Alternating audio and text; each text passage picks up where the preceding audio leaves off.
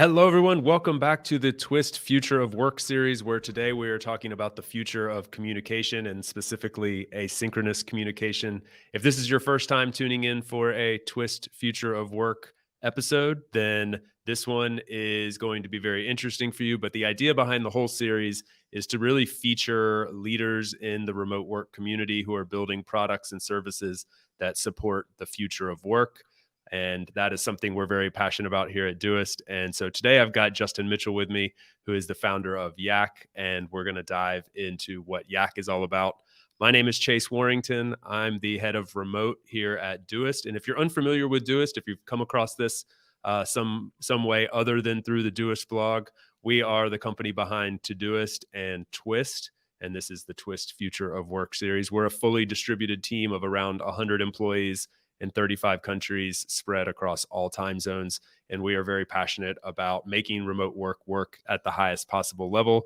So today I have Justin Mitchell with me here, who is going to talk to us about Yak. Let's dive into it. Justin, do you want to do a quick, better introduction for yourself than I can do? Sure, absolutely. So I'm a serial entrepreneur who started as a small designer in a startup and worked my way up to having my own agency. And inside of our agency, we'd always been remote, and we built Yak as a tool for our own agency to use. And really saw a problem with our agency clients wanting to have meetings all the time. And so we built Yak inside of that agency to kind of scratch our own itch and solve that problem. And so now I'm the CEO of Yak, an asynchronous voice messaging tool for remote teams. That's funny. We have some interesting parallels there because we also built Twist to scratch our own itch as well. When we were not enjoying our experience on Slack, we needed something more asynchronous. And so we built Twist. It's an interesting Those are the parallel. best products, the ones that scratch your own itch. Absolutely. Yeah, that's it. That's it. Well, let's tell the people who don't know what Yak is. You guys are building something that's picked up a lot of steam recently. It's catching a lot of headlines. I'm in Yak. I'm enjoying it, so I'm familiar with what it is. But for someone who isn't familiar, how do you describe Yak to them? Yeah, the best way to describe it is what we're doing right now, but not live, right? So if there was a way for us to communicate, to talk, to have a conversation about a topic, a subject, a decision, a question, a plan, and you couldn't get two people on the call at the exact same time, or three people or four people or five people on a call at the exact same time, like, how would you have that conversation? And today that's emails and it's Slack messages and it's a lot of text, and text has its time and place. Absolutely. But one thing that we found in remote was emotions flare, and relationships are hard to build. And we really believe that voice is kind of like the key there. And so what we started to build was what an asynchronous meetings platform would be like. What would it be like to have a Zoom call or a Google Meet call, but do it asynchronously instead of synchronously? And that means using your voice, using your screen, all those tools that you use in a typical meeting. What would it look like if they weren't live at the same time, scheduled on a calendar? Everybody has to show up, derail their day, stop what they're working on just for that 30 minutes to an hour. And so that's really what Yak is at its core, is a way to replace those synchronous real-time meetings with something that still utilizes all those core aspects of voice and screen sharing and sometimes video, but not at the same time, asynchronously. So it's such a cool concept, and one of the things that I really love about the product is the transcription, that you actually have everything stored in the written form as well. So you're utilizing the voice form, but you're also leveraging the power of the documentation aspect, that everything is kind of searchable and you can go back and find it later. Well, nobody's done voice messaging well. It's a frustrating experience on most platforms. And, it's funny. It's one of those things that we talk about as a startup with our messaging. Like, should we tell people that this is voice messaging? Because nobody has a good experience with voice messaging. It's usually really awful. And the reason for that a lot of times is honestly the lack of a transcript, because there's no way for you to get an idea of what the message is about, what you're getting into before you start playing that message, right? And that's really, oddly enough, like a psychological thing for a lot of people. They like to have a feeling of what they're about to dive into right before they dive into it. And the transcript gives you that. Is this urgent? Is it not? Are they talking about me? Are they not talking about me? What's the subject matter? Just so you can kind of align your brain before you hit that play button. And nobody else is really doing that. And then on top of that, what we typically see is that voice messaging is shoehorned into another product. It's shoved inside of a text-based product. And what you see is most people skip the voice message because it Mm. seems like a waste of their time. They don't want to listen. They feel like they could just be lazy and just text. And so what we typically see in something like Slack is that even if you add voice messages to this experience, most people just continue to go back and forth rapidly over text because they're chatting back and forth, and that's convenient and easy for them at the time. And selfishly, that's what they want to do, even if the other person wants to communicate over a different medium. And that's why we've been very specific about building like the best possible voice messaging experience inside of our app. It's really difficult as a product or service, whatever you're doing, to be really good at everything. I'm always impressed with companies that find their niche and say, we're going to be awesome at this, and not try to be everything to everyone. It seems like you have done that with voice async communication.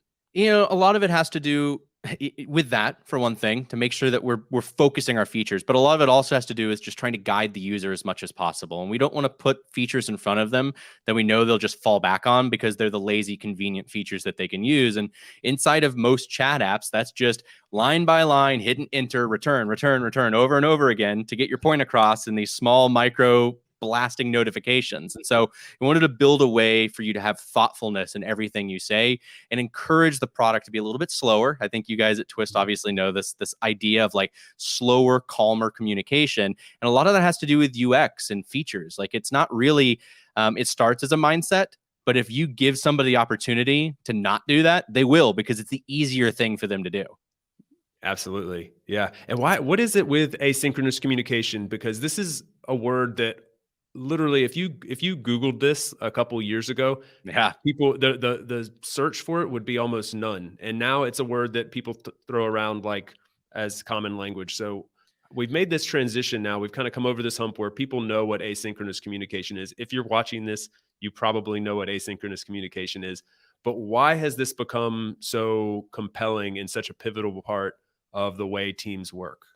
You know, it's an interesting word for us. We talk all the time about, are we even using the right word? Because no one really seems to even know what the word means. And like you said, no one was even looking at this a year and a half ago. And so, you know, we struggle to even communicate what our product is because a lot of people go, well, I don't even know what asynchronous means. What does that even mean? And that's because people don't think about chat as synchronous. They think about it as chat. That's what they've learned to label that kind of experience as.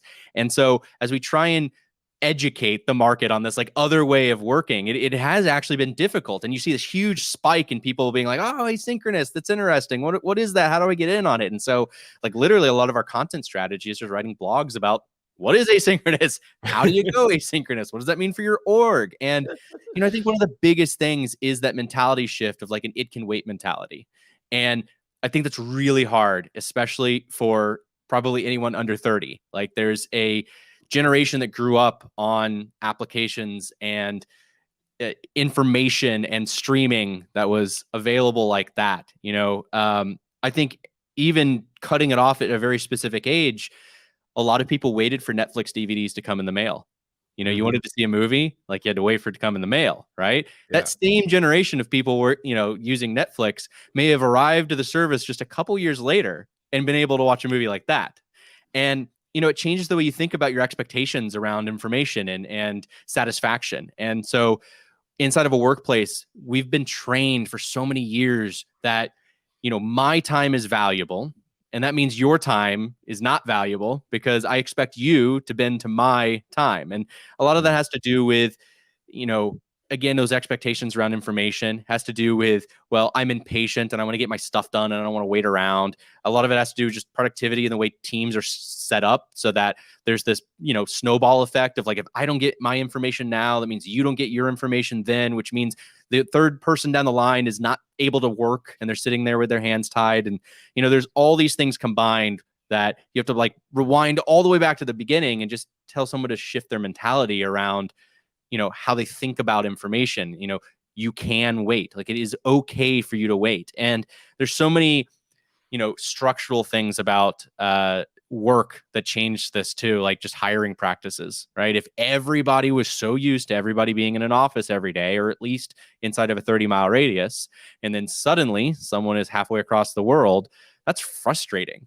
right? That's not exciting and empowering like it should be. It's actually frustrating for most people. And that's because there's a mentality shift that has to happen. And, you know, it's hard to get people to do that when we're using gigantic words like asynchronous communication as the thing we're trying to get you to shift over to. Some really good points to pull out there. I think one of them is this. I'm sure you have to answer this often. I know I do. When people talk about asynchronous communication, there is this embedded mindset that it's slower, and therefore slower is bad. We're used to instant gratification. You talk about the Netflix example. So what do you say to someone who says asynchronous communication is slower? It is. It is slower. And I think that the thing that I usually say is that bad? Is being slow bad? I'm sure there's a poster probably in my room right now that says move fast and break things. Actually, it's over there. Yeah. It says move fast and break things. That's a well-known startup phrase, right? And I think that the implication is that you're not being successful if you're not being fast. And I think a lot of people attribute productivity to speed. And what we really think about, especially here at Yak, is just like this idea of input versus output. Like, we don't really care what your input is. Like, I don't care how many hours you put in during the day. I mean, if anything, the only thing I care about is if you're putting too many hours in and you're overworking yourself, right? But it's not really about how much you're working or how fast you're working. It's really just about, like, did you get your stuff done? And if you're really productive and you can get it done in a certain amount of time, or you can knock out one task today and one task tomorrow instead of 1/4 of 4 tasks, in 2 days, you should work that way. And I think a lot of people misattribute productivity to speed. They're like, oh, they're very productive because I saw a lot of stuff getting done. What you typically see happen is that stuff's done sloppily and you have to redo it anyway. And, I think that there's probably a bunch of parallels in general to different modes of transportation in life. Like, there's a top speed you can go on a highway before you're just being reckless and it's dangerous and you're going to end up in a hospital, not at your destination faster, right? And I've heard this for years. I don't actually know if it's true or fact checked, but I'd heard that there's the speed limits are set to the actual lights, so that going faster actually causes you to end up hitting more lights because you're throwing off the flow of traffic. So, there is a point of diminishing return, right? And so sometimes actually just going at a normalized pace is a more productive way of working. So, I think for all those naysayers that are like, well, that's a slower way of working, I'm like, well, no, it's a more productive way of working. It's a cleaner way of working. It's a more accurate way of working, right? You have to use these other words where slow kind of has this negative connotation to it, especially in startup culture, where I think if you start using these other words, maybe they'll say, oh, asynchronous is more thoughtful. Okay, now I understand the benefits of it. I love these words. These are the better words to connect to asynchronous, because it is true. It's the quality versus quantity thing as well. Like, it's not just about the frequency of communications or the number of communications or the hours in the seat. It is about the quality of the output at the end. And a lot of times when you have a bit more time in a slower process to process something, to think about it, and to dedicate some actual energy to it, when you have that energy, the output is so much better than what you would get if you just have a quick second just to make a decision, throw out the first answer that comes to mind. And this is what often happens in a super synchronous environment, I think. Yeah, absolutely. 100% agree. I would be interested to kind of pivot and I want to ask sort of 2 questions at the same time and hear your thought on this. So I think a lot of people that are watching this are probably already Twist users, or maybe they're Yak users, and now they're interested in both products. So I'm kind of interested to know, is Yak all that you guys run on from a comms standpoint, or are there other tools in the suite? And as kind of a part B to that, how do you marry these different tools together with Yak so that you get the best output for your team as a whole? Yeah, I mean, I think that's been one of the biggest things in our startup journey, just even as a product company or as our own internal team, is just what's that stack look like and what are you solely reliable on? And I think one of the things that we have done internally is, for me, I've cut out synchronous meetings completely. Like, I don't have any Zoom calls at all. And I work completely asynchronously with my dev team. I work completely asynchronously with my design team. That's tasking, that's feedback, that's reviews, that's questions. All of that is done over Yak. And, we have Slack But if you look at, this always makes me smile a little bit. I'll open up a conversation with one of my designers, and I'll realize that like there's no recent history for like a week or 2 weeks, and like where there's like 2 messages, and I'm like, that's what I like to see. Like, and there's a huge contrast to before Yak, which would have been just like a barrage of just an insane amount of text back and forth. That's because we shifted that like cognitive load, that where that information is, over to Yak as our asynchronous, main messaging source.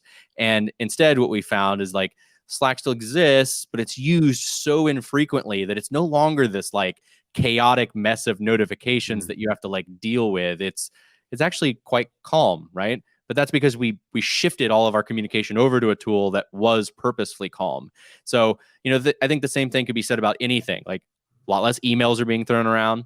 Obviously, a lot less calls are happening, right? Because we're seeing that the communication is shifting into a different direction. And you start to notice like, oh, wow, my notification overload, it's not really there anymore. This is awesome, right? So, we've started using different types of tools. Like I actually use Todoist as my personal task management system. Like my wife and I do everything through Todoist. It's how I'm reminded to feed my baby. It like is an interval that just reminds me every 3 hours that I need to feed him. And I get my satisfaction of checking it off as well. But, we have our stack of tools, and Yak doesn't necessarily eliminate those tools. It eliminates the chaos of those tools. So for us, we're looking at like, can we eliminate calls? Can we eliminate meetings? Can we eliminate messages? Can we eliminate emails? And that's really what we're trying to achieve by having this in our tool stack. It sounds like we take a very similar approach to meetings. Like people ask me all the time, do you guys ever meet? And I say, we do occasionally, but it's not the default. It's not what we go to first. There's got to be a really good reason for a meeting, and it's sort of a last resort. Yeah. And they're not, hey, can I get 15 minutes here and 15 minutes here? It's like, if you're going to have a meeting, this is the meeting. Like this is the important one, right? I'm not just stealing 5 minutes from your time, day every couple of days. Yeah, exactly.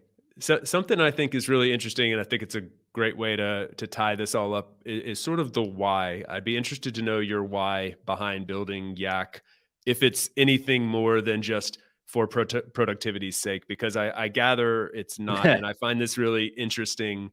Like for us at Doist, it's asynchronous communication, and that being the cornerstone of how we communicate provides everybody on our team not just the ability to be the best version of themselves at the office, but it also gives us the chance to disconnect completely without any guilt strings attached and go enjoy life elsewhere. Yes. And I know you have a busy life outside of being a founder and trying to run this company and launch this awesome product. So I wonder if those things connect, or just more on a deeper level, kind of what is the why for you with Absolutely. Yak? I mean, I think you're right. There's a very large overlap there. And I would say that productivity is a very nice byproduct of our product and not at all the direct reason. The why for us, I think, has to do with flexibility. I just wrote a little blog snippet today that was just talking about like what are the main pillars of remote work. And the 3 things that I came up with was, work from anywhere, work anytime, and work whenever, right? So any amount of time, so like many hours in the day as you think you need to accomplish your thing, do it. I'm not going to dictate that you work 8-hour days. Work from anywhere. So any location in the world, any spot in the world, whether it's a coffee shop or a co-working space or your bedroom or your porch, work from anywhere. And then this concept of work anytime, meaning and those are they're all 3 so tied together, right? Because if you can work from anywhere but you can't work anytime, all of a sudden you can't really work from anywhere, because like your life is miserable as soon as you move to a totally different time zone and you have to wake up at a completely different time than your spouse, your family, the rest of the world, the mall, the restaurant, right? Because you're working such a bonkers different schedule. So like you have to have work, anytime. And as a result of working any time, you kind of also have to get work any amount of time, because if you're not necessarily working a strict schedule, that means that the amount of time that you're putting into your day is going to shift, because it depends on what you're doing throughout your day and how you've, kind of set your day up. And so for us, we look at remote work in general as flexibility. And so I look at the stack of tools that are available to remote work and I go that they're not going to cut it. None of these tools represent, Zoom as a tool does not fall into those three categories because it inherently means you have to work a certain amount of time. You have to be there for an hour, even if an hour is not what it's for, right? You have to be there at that specific time. You have to show up and be there. And it means that if that time falls out of your typical range, your typical availability, the time zone that you're currently living in, you either miss out on that or you're being crawled out of bed, to be there. And so, for us, we wanted to build a tool that enabled the biggest thing that we saw companies doing, which was meetings in general. So this is not necessarily about communication, productivity, coding, designing, whatever, all these other things. Like, there's so many other tools out there, like Twist being one of them, that solves a lot of issues. Ours is like very strictly for meetings. We wanted to eliminate the only main thing in your life that was purely tying you to a schedule. And those were calls and meetings. And so, that is the thing that would restrict a company from hiring wherever they need to hire. Flexibility, right? Being able to hire wherever you want to hire. A designer or a developer being able to live wherever they want to live, flexibility. So as soon as you eliminate the one thing that's really tying you to your schedule, all of a sudden that flexibility as a startup, as a founder, as an employee, as a team member, all that stuff goes out the window, and you live a little happier, you live a little bit more flexible, you aren't inconveniencing your family by uprooting them and moving to a different city for a job. The commute that you had before goes away, so you're happier in the morning, you're happier at the end of the day, you have more time with your family. Like, it's like an explosion of opportunity. So yeah, for us, it's really not about productivity, it's about lifestyle and what that looks like in the future. I want companies to have the freedom and flexibility to hire wherever they want. And I want, team members to have the freedom and flexibility to live and work whenever and however they want. What a beautiful why to have behind a really awesome product. Justin, this was great. Thank you so much for sharing a bit about Yak and all the great content you guys are putting out. We will link to all the right places at the end of this article and recording. But while we've got people's attention, tell us where we can learn more about you and Yak. Yeah, so I am super available on Twitter and Yak, same handle, jmitch. So definitely hit me up on either of those spots, yak.com/jmitch. And then Twitter, we are at Yak, and we are yak.com, YAC, yelling across cubicles. That was the original name for the company. So YAC. That's a great point. I hate that we didn't get to that before, but that's a great way to end this. I love it. Thank you so much, Justin. Great to chat with you today. Really enjoyed it. You too, man.